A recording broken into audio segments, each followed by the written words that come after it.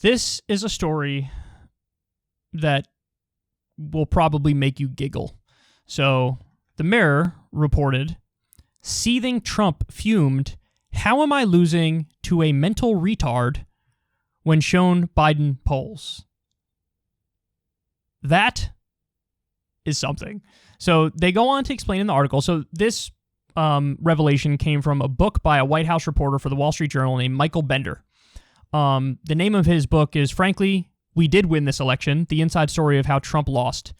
It's going to be published in August. There's a little snippet that came out. There's other juicy stuff in there, too. Trump had become convinced that Democrats were definitely going to switch out Joe Biden for another candidate like Hillary Clinton or Michelle Obama at the last minute. Because he was like, yeah, mentally he's not there. They're going to have to do it, and so they're going to switch him out. Now, clearly they didn't, but he was totally convinced of that. And in fact, he held on to the idea so strongly that he used it as a reason to hold off on heavy spending against Biden earlier in the election. Oh my God. So that false belief may have really, really, really hurt him. Maybe it cost him the election. Wow. But he said, how am I losing to this guy who's a mental, I guess I already said the word, but mental R word. Let's be a little more politically correct here. I can answer that question, Donnie. I can answer that question. There's a pandemic, and at the time, effectively a depression.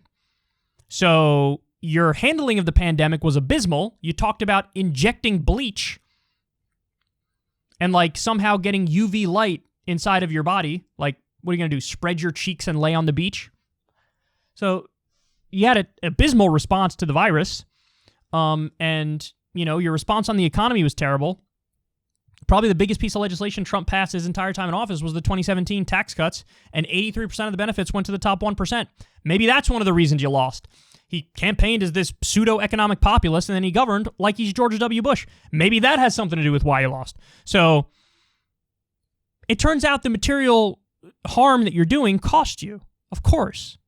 Your terrible leadership cost you, of course. And it really was just an anti-Trump election. Now, Biden underperformed, kind of embarrassingly, and he barely got in by the skin of his teeth against an abysmal failure. But, like, he didn't have to do much.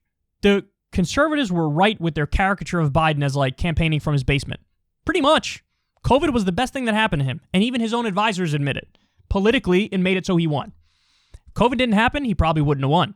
But he did.